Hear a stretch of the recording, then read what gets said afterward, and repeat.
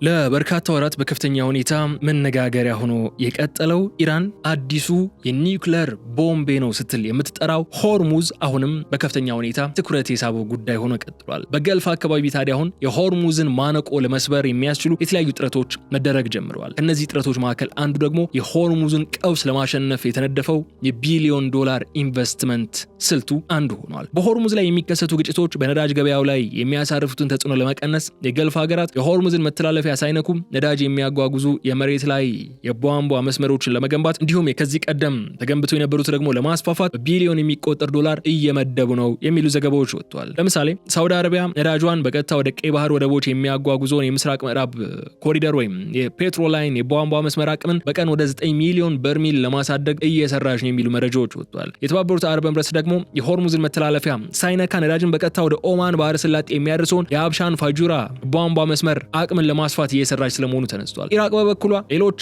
የቀጠናው ሀገራትንም ጭምር ነዳጃቸውን በዮርዳኖስ፣ ሶሪያ ወይም ቱርክ በኩል ወደ ሜዲትራኒያንና ወደ ቀይ ባህር የሚያደርሱ አዳዲስና የታደሱ የቧንቧ መስመሮችን ለመዘርጋት እንቅስቃሴን ጀምሯል። ነገር ግን እነዚህ አማራጭ መስመሮች መገንባትና መጠገናቸው ከፍተኛ ኢንቨስትመንት ወጪ የሚጠይቅ ቢሆንም የዓለም የነዳጅ ገበያ ድንገተኛ እንቅስቃሴ መዘጋት ወይም ቀውስ ውስጥ ሲገባ እንደ ትልቅ የደህንነት ዋስትና የሚወሰዱ ናቸውና የወቅቱ ምርጫዎች ሆነው ብቅ ብለዋል። ስለዚህ በዝርዝር እንመለከታቸዋለን። አዋጭ ናቸው ወይ? ሆርሙዝንስ መተካት ይችላሉ የሚሉትን ጉዳዮች በዝርዝር እናነሳቸዋለን። ሆርሙዝን የኢራን አዲሱ ኒውክሌር እየተባለን ያለውና ይህንን ኒውክሌር ለማሸነፍ ደግሞ የገልፍ ሀገራት ሌላ አማራጭ የሆርሙዝን ቀውስ ለማሸነፍ ለማለፍ የነደፉት የቢሊዮን ዶላር ኢንቨስትመንት ምን ይመስላል የሚለውን ቀጣይ ደቂቃዎችን ወስደን በዝርዝር እንመለከተዋለን። አብራችሁን በመቆየት እንድትከታተሉ እንጋብዛችኋለሁ። የገበያ ሚዲያን የዩቲዩብ ገጽ ሰብስክራይብ አድርጉ፣ ቪዲዮውን ላይክ አድርጉ፣ ሀሳብ አስተያየታችሁን በኮሜንት መስጫው ላይ ያስቀምጡልን። ከተከታይ አጭር መሸጋገሪያ በኋላ ስንመለስ በዝርዝር ጉዳዮች ይሆናል። በድጋሚ መልካም ቆይታ።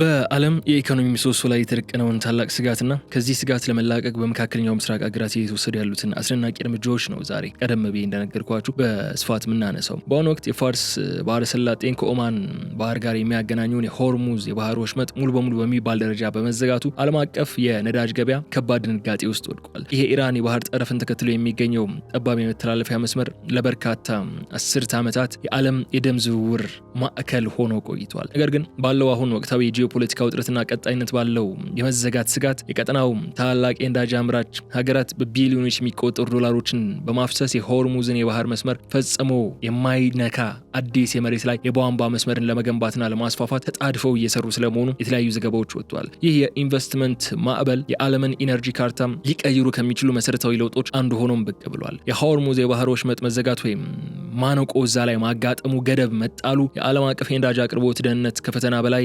እንዲያጋጥመው አድርጓል። ለበርካታ ዓመታት የዓለም የነዳጅ ገበያ በዚህ ጠባብ ውሃ መስመር ላይ ጥገኛ ሆኖ መቆየቱ በኢራንና በምዕራባውያን ሀገራት መካከል በሚፈጠሩ ፖለቲካዊ ውጥረቶች ወቅት አቅርቦቱ እንዲቋረጥ ወይም ዋጋው በከፍተኛ ሁኔታ እንዲንር ምክንያት እየሆነ መምጣቱን ባለፉት ወራት ተመልክተናል። የቀጠናው ሀገራት አሁን ላይ ይህንን ችግር ለመቅረፍ የመሬት ላይ የቧንቧ መስመሮች አውታሮችን መዘርጋት ብቸኛው መፍትሄ መንገድ ነው ብለው መግባባት ላይ ስለመድረሳቸው እየሰማን ያለ ነው። የቢሊዮን ዶላር ፕሮጀክቶችን በመሬት ላይ በመገንባት ላይ ያሉት ለዚህ ነው። የሆርሙዝ ቀውስ ሙሉ በሙሉ ለማለፍ የሚያስችሉ የኢንቨስትመንት ስልቶች የዛሬው ዓለም ዋና የትኩረት ማዕከሎች መሆናቸው በርካቶች የሚስማሙበት ጉዳይ ነው። በዓለም አቀፍ ደረጃ የኢነርጂ ደህንነትን ለማረጋገጥና የሆርሙዝን የባህር ወሽመጥ ማነቆ ወይም ገደብ ሙሉ በሙሉ ለማለፍ በሚደረገው ርብርብ ግንባር ቀደም ሆና የተንቀሳቀሰች ያለችው ታዲያ ሳውዲ አረቢያ ነች። አገሪቱ በፋርስ ባህረ ሰላጤ አካባቢ የሚገኙትን ዋና ዋና የነዳጅ ማዕከላትና ማቀነባበሪያዎች ከቀይ ባህር ጠረፍ ጋር የሚያገናኙትን ግዙፍ የመሬት ላይ የቧንቧ መስመር አውታሮችን ለመገንባትና አቅማቸውን ለማጠናከር ታይቶ የማይታወቅ ግዙፍ በጀትን መድባ እየተንቀሳቀሰች ትገኛለች። በዚህ እቅድ ውስጥ ማዕከላዊ ቦታን የያዘው የምስራቅ ምዕራብ ቧንቧ መስመር ወይም ፔትሮላይን በመባል የሚታወቀው ግዙፍ መሰረተ ልማት ነው። ይሄ ቧንቧ መስመር ከሀገሪቱ ምስራቃዊ ኢንዱስትሪ ማዕከላትና ከአልሃሳ አቅራቢያ ከሚገኘው ታዋቂው የአብቃይ ማቀነባበሪያ ማዕከል ተነስቶ አጠቃላዩን አረቢያን ደዘርት አቋርጦ እስከ ቀይ ባህር ጠረፍ ድረስ የሚዘልቅ ነው። ነዳጅን በቀጥታ ወደ የአምቦ ወደብ በማድረስም ከዚያ በደቡብ በኩል ወደ አረብ ባህር ወይም በሰሜን በኩል ወደ ስዊዝ ካናል እንዲጓጓዝ በማድረግ ረገድ ወደር የሌለው ሚና ያለው መስመር ነው። ይህ መስመር ታሪካዊ ዳራውን ምንድነው እንመልከተው እስቲ ካልን ደግሞ የመሰረተ ልማት መጀመሪያ የታነጸው የተገነባው ባለፈው ክፍለ ዘመን በኢራንና ኢራቅ መካከል በተካሄደው አስከፊ ጦርነት ወቅት ነበር። በወቅቱ በነበረው የባህር ላይ ስጋት የደህንነት አማራጭ ደህንነቱ የተጠበቀ የነዳጅ ማጓጓዣ መስመር ያስፈልግ ነበር። ዛሬ ላይ ደግሞ የሆርሙዝ ቀውስ ዳግም ሲያገረሽ የመሰረተ ልማት የዓለምን ኢኮኖሚ ሙሉ በሙሉ እንዳይፈርስ ሊታደግ የሚችል ብቸኛና ወሳኝ የደህንነት ዋስትና ሆኖ ብቅ ብሏል። ሳውዲ አረቢያ አሁን ባለው የጂኦፖለቲካ ውጥረት ግፊት የዚህን ነባር መስመር አቅም ወደር በሌለው መልኩ ለማሳደግ ትጣደፋለች። በዚህ መሰረትም የፔትሮላይን የቧንቧ መስመር አጠቃላይ የማስተላለፍ አቅም በቀን እስከ 9 ሚሊዮን በርሚል ድፍድፍ ነዳጅ ለማድረስ የሚያስችል ደረጃ ከፍተኛ የቴክኒክ እድሳትና የማስፋፋት ስራን እየተደረገለት ስለመሆኑ መረጃዎች ወጥቷል። ይህ ግዙፍ አቅም የሀገሪቱን የነዳጅ ኤክስፖርት ህይወት አድን በሆነ መንገድ ለማስቀጠል የሚያስችል ሲሆን ከባህር ማጓጓዣ መንገዶች ውጭም አስተማማኝ የሆነ የንግድ ኮሪደርን የሚፈጥር አቅምን ይሰጣል። ከኢኮኖሚና ከጂኦፖለቲካዊ አንጻር ደግሞ የፔትሮላይን መስመር መስፋፋት ወይም ማስፋፋያ ፕሮጀክት እጅግ ውድና ሰፊ የቴክኖሎጂ ዝግጅቶችን የሚጠይቅ ቢሆንም የሳውዲ አረቢያ መንግስት ግን በዓለም አቀፍ የኤነርጂ ገበያ ላይ ያለውን ተአማኒነት ለማስጠበቅና የገበያ መዛባትን መዋዠቅን ለመከላከል ሲባል ይህንን ፕሮጀክት እንደ ዋና ስትራቴጂ ይዞ እየተንቀሳቀሰበት ይገኛል። መስመሩ የበረሃውን አስቸጋሪ መልክዓ ምድርና የአየር ንብረት አቋርጦ በመሄዱ ምክንያት ቴክኒክ ብልሽቶችና ከደህንነት ስጋቶች ሙሉ በሙሉ ነፃ እንዲሆን የተጠናከረ ኤሌክትሮኒክስ ጥበቃና የሳተላይት ክትትል ስርዓት ተዘርግቶለታል። ይህ ሁሉ ጥረት የሚያሳየው የዓለም የነዳጅ ገበያ መረጋጋትና ቀጣይነት ከሳውዲ አረቢያ መሬት ላይ በሚከናወኑ እነዚህ አዳዲስ የቧንቧ መስመሮች ማስፋፊያ ስትራቴጂዎች ላይ የተንጠለጠለ መሆኑን የሚያሳየው ሀገሪቱ በሆርሙዝ ላይ የነበራትን ሙሉ ጥገኝነትን እንዲያበቃ ወይም በከፊልም እንዲቀንስ ለማድረግ እያሳረፈችው ያለው ውሳኔ በተግባር ለማሳየት ነው እየጣረች የምትገኘው። የተባበሩት አረብ ኤምሬትስ ከሆርሙዝ የባህር ወሽመጥ ማነቆና ስጋት ሙሉ በሙሉ ለመላቀቅ ደግሞ ሌላኛዋ ጥረት የምታደርግ ሀገር ሆና ብቅ ብላለች። በዚህ ጥረቷ ደግሞ በከፍተኛ ፍጥነት እየተንቀሳቀሰች ያለች ሲሆን አጠቃላይ ትኩረቷንም ወደ ስትራቴጂካዊ ፋይዳው የላቀ የሆነውን የሀብሻን ፋጁራ የቧንቧ መስመር አድርጋለች። አቡዳቢ ከሆርሙዝ ጠባብ የባህር መስመር ውጭ በቀጥታ ወደ ውቅያኖስና ወደ ኦማን ባህረ ሰላጤ በሚወስደው መስመር ላይ ግዙፍ የቢሊዮን ዶላር ፕሮጀክቶችን እያፋጠነች ትገኛለች ተብሏል። ከሆርሙዝ መጠቀም ወይም በሆርሙዝ ማለፍን ሳያስፈልግ የሀገሪቱን ዋና የነዳጅ ማዕከላት በቀጥታ ወደ ፋጁራ ወደብ በሚያደርሰው የ300 ኪሎ ሜትር ርዝመት ያለው አዲስ መስመር በቀን ተጨማሪ 1.2 ሚሊዮን በርሚል በላይ ጥሬ ነዳጅ ለውጭ ገበያ ለማቅረብ ታስቦም በከፍተኛ ርብርብ እየተሰራ ይገኛል።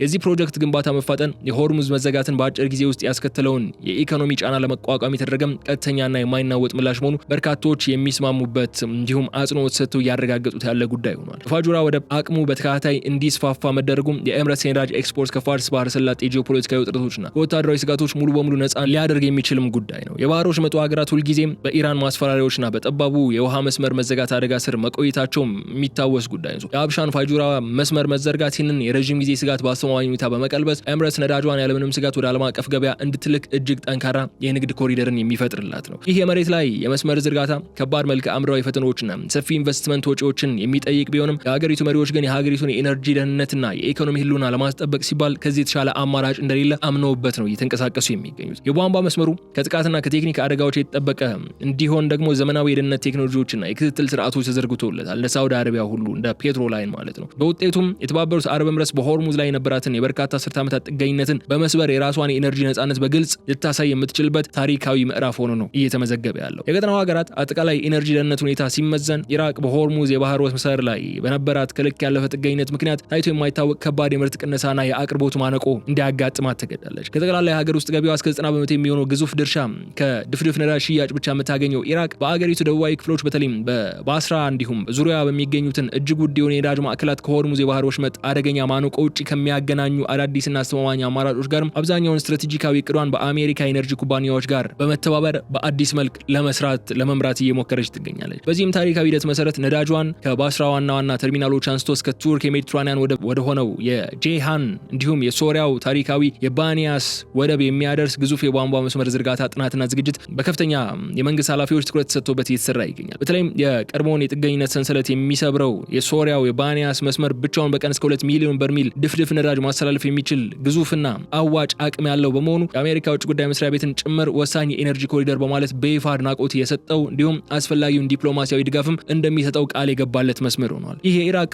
ጽኑ ጥረት ሀገሪቱ ከበርካታ አስርተ ዓመታት የጦርነት ውድመትና ከውስጣዊ ፖለቲካዊ አለመረጋጋት ባሻገር የኤነርጂ ኤክስፖርቷን ከውጭ ስጋት ነፃ ለማድረግ የምታደርገውን የረዥም ጊዜ ትግልም በግልጽ የሚያሳይ ነው። የሆርሙዝ የባህር ወሽመጥ መዘጋት በሀገሪቱ የፋይናንስ ስርዓት ላይ የፈጠረው ከባድ የኢኮኖሚ ቀውስ ኢራቅ ነባር የሆኑትና የተጎዱትን መስመሮቿን በአስቸኳይ እንድታድስና አዳዲስ መሬት ላይ የተመሰረቱ የንግድ መስመሮችን በድንበር ማቋረጫዎች እንድትዘረጋ አስገድዷታል። ምንም እንኳን የክልሉ ውስብስብ የደህንነትና የጂኦፖለቲካ ውጥረቶች ተግዳሮቶች ቢኖሩም እነዚህ አማራጭ መስመሮች ለኢራቅ የነዳጅ ኢንዱስትሪ ህልውና የህይወት አድን ዋስትና ሆነው በመቀጠላቸው ወይም በመምጣታቸው ደግሞ ሀገሪቱ ከዚህ ቀደም የነበራትን አደገኛ ጥገኝነት ሙሉ በሙሉ ለመቀየር የሚያስችል ጠንካራ እርምጃ ላይ በመውሰድ ትገኛለች። የዚህ አውታር መዘርጋት የኢራቅን ብቻ ሳይሆን የመላውን የመካከለኛ ምስራቅ የኤነርጂ ካርታ መልሶ የሚቀርጽ ታሪካዊ ምዕራፍ ሆኖ ነው የሚመዘገበው። ከዚህ ባሻገር ከኢራቅ እጅግ ግዙፍ ከሆኑት ደቡባዊ የነዳጅ ማዕከላት ተነስተው ከቀይ ባህር ጋር በቀጥታ ለመገናኘትና የሆርሙዝን የባህር ወሽመጥ አደገኛ ማነቆ ሙሉ በሙሉ ለማለፍ ከሚደረጉ አቤት ስትራቴጂካዊ ጥረቶች መካከልም ጎረቤት ሀገር ዮርዳኖስ ጋር የሚደረጉ ሁለገብ ውይይቶች ግንባር ቀደም ቦታን ይይዛሉ። ከባስራ ተነስቶ እስከ ዮርዳኖስ ቁልፍ የቀይ ባህር ወደብ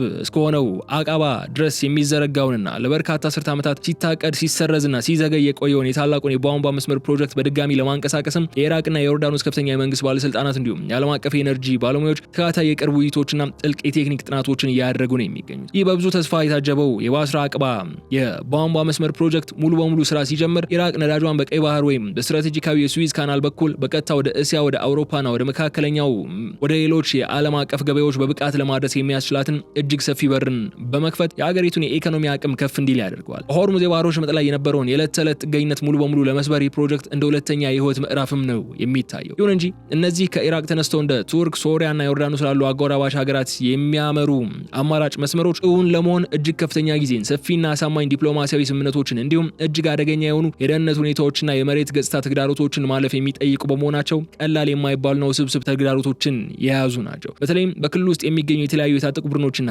ሽብርተኞች መኖራቸው እንዲሁም የፖለቲካ አለመረጋጋቱ ለረጅም ርቀት የሚዘልቁ የመሬት ላይ የቧንቧ መስመሮች መጠበቅና መንከባከብ ከባድ ፈተና እንዲሆን ያደርገዋል። ይሁን እንጂ ኢራቅና ዮርዳኖስ በመንግስቶቻቸው በኩል እነዚህን ሁሉ መሰናክሎች በጋራ ለመስበርና የኤነርጂ ደህንነታቸውን በዘላቂነት ለማረጋገጥ የሚያስችል ጠንካራ የክልላዊ ትብብር ማዕቀፍ ለመፍጠር ከፍተኛ ርብርብን ነው እያደረጉ የሚገኙ። የዚህ ፕሮጀክት መሳካት የኢራቅን የንግድ እንቅስቃሴ ከባህር ወሽመጥ ማነቆ ነፃ ለማውጣት በሚደረገው ጥረት ውስጥ አንድ ወሳኝ ምዕራፍ ሆኖ ነው የሚታየው። ከዚህ ባሻገር የሆርሙዝን ሰርጥ ማለፍ መቻል በዓለም አቀፍ የኤነርጂ ገበያ ላይ ትልቅ እፎይታን የሚያስገኝና ከዕለት ተዕለት ጥገኝነት የሚያላቅቅ ትልቅ ስትራቴጂካዊ እርምጃ ሆኖ ቢታየንም ቢመስለንም የተዘረጉትም ሆነ እየታቀዱ ያሉ የመሬት ላይ አማራጭ መስመሮች ግን የራሳቸው የሆኑ ከባድና ውስብስብ ተጋላጭነቶች እንዳሉባቸው የቅርብ ጊዜ ክስተቶች በግልጽ ያረጋግጣሉ። ለምሳሌ ያህል ሳውዲ አረቢያ የምስራቅ ምዕራብ የቧንቧ መስመር ሙሉ አቅም በመጠቀም ነዳጅን ወደ ቀይ ባህር ወደቦች በማጓጓዝ ላይ ጥረት ብታደርግም የቀይ ባህር ቀጠና ራሱ ግን እጅግ የከፋ የጸጥታ ቀውስና የአካባቢ ጦርነት ማዕከል የመሆን ድሉ እጅግ ሰፊ ሆኗል። በተለይ በየመን የሚገኙና በኢራን ቀጥተኛ የጦር መሳሪያና የሎጂስቲክስ ድጋፍ የሚደረግላቸው የአንሳር አላህ የሁቲ ኃይሎች በቀይ ባህርና በስልታዊ የባበል መንደብ የውሃ መስመር ውስጥ የሚንቀሳቀሱ የሳውዲ የዩኤኢ እና የምዕራባውያን የነዳጅ ታንከሮች እንዲሁም የንግድ መርከቦች ላይ ሊሰነዝሩ የሚችሉትን አስከፊ የሚሳኤልና የድሮን ጥቃት ከጊዜ ወደ ጊዜ ይጠናከርና ይበልጥ አደገኛ እየሆነ መጥቷል። አሁን በሳውዲ መርከቦች ላይ ቀጥተኛ የሆኑ ጥቃቶችን ማድረስ ስለመጀመራቸው የተለያዩ የመረጃ ምንጮች እየነገሩ ነው የሚገኙት። የአስደንጋጭ እውነታ የሆርሙዝን የባህር ወሽመጥ ማለፍ ችግር በከፊል ሊፈታ የሚችል ቢሆንም እንደ ቀይ ባህር ያሉ ሌሎች ወሳኝ አማራጭ የባህር መዳረሻዎችም በጦርነቱ በጂኦፖለቲካዊ ውጥረቶችና በሽብርተኝነት ስጋቶች ሙሉ በሙሉ የተከበቡ መሆናቸው ግን እነዚህ የቢሊዮን ዶላር ኢንቨስትመንቶችም ፍቱን መፍትሄ እንዳይሆኑ እንደሚያደርጋቸው ይሰጋል።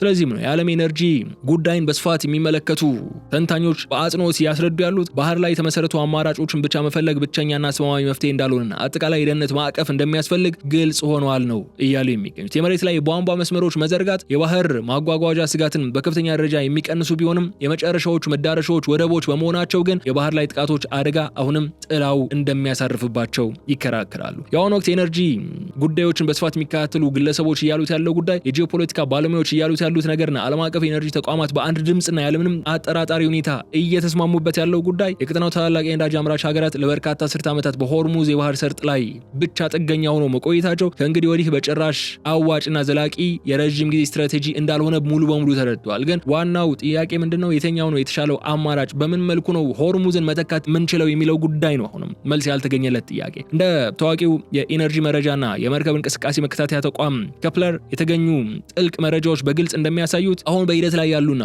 በመንግስታቱ ከፍተኛ ትኩረት ሰጥቷቸው የታቀዱት ቢያንስ 7 ግዙፍ የቧንቧ መስመር ፕሮጀክቶች የዓለምን የኤነርጂ አቅርቦት የማስተላለፍ አካሄድ ከመሰረቱ የሚቀይሩት እንደሚሆኑ ጥርጥር የለውም። እነዚህ ፕሮጀክቶች ግን እጅግ ከፍተኛ የፋይናንስ ወጪዎችን የሚጠይቁ አስቸጋሪና ገደብ የሌላቸውን በረሃዎች የሚያቋርጡ ውስብስብ ቴክኒካዊ አሰራሮችን የሚሹ ቢሆንም የዓለም ገበያ ድንገተኛ መዘጋት፣ የወታደራዊ ግጭት ወይም ቀውስ ሲገጥመው እንደ ብቸኛና የማይናወጡ የህይወት አድን መስመር ሆነው በመታየታቸው ምክንያት ሀገራቱ ያለአንዳች ማመንታት ትልቅ የበጀት ድልድል እያደረጉላቸው ይገኛሉ ይላል። የዓለም ኤነርጂ ገበያ ከዚህ በኋላ በቀላሉ በአንድ ጠባብ የውሃ መስመርና በፖለቲካዊ ቁጥጥር ስር ሊወድቅ የማይችልበት አዲስ ታሪካዊ ምዕራፍ ለመክፈትም ነው እየጣሩ የሚገኙት። የሆርሙዝ ቀውስ የፈጠረው ከባድ የስነ ልቦናና የኢኮኖሚ ድንጋጤ የቀጠናውን ሀገራት የንግድ አስተሳሰብ መሰረታዊ በሆነ መንገድ በመቀየር ከባህር ማጓጓዣ ጥገኝነት ሙሉ በሙሉ ነፃ ወጥተው መሬት ላይ የተመሰረቱ የቧንቧ መስመር አውታሮችን እንዲዘረጉ ነው ያስገዳቸው የሚገኘው። የዚህ ስትራቴጂካዊ ለውጥ ውጤት ለቀጣዮቹ 10 ዓመታት የዓለም አቀፍ የኢኮኖሚ መረጋጋት ወሳኝ ምሰሶ ሆኖ ሊቀጥል የሚችል ነው ከተሳካ። ይህም የኢነርጂ አቅርቦትን ደህንነት ከማረጋገጥ ባለፈም በጂኦፖለቲካዊ ውጥረቶች የሚፈጠሩትን ድንገተኛ የዋጋ ንረቶች በከፍተኛ ሁኔታን የሚቀንስ ነው የሚሆነው። በዚህ መሰረት ነው ታዲያ መጪው ጊዜ የባህር ላይ ስጋቶችን ሙሉ በሙሉ የሚያስወግድና የኤነርጂ አምራቾችና ተጠቃሚዎችን ደህንነት የሚያረጋግጥ አዲስ የንግድ ስርዓት እውን የሚሆንበት ምዕራፍ ሊሆን ይችላል ተብሎ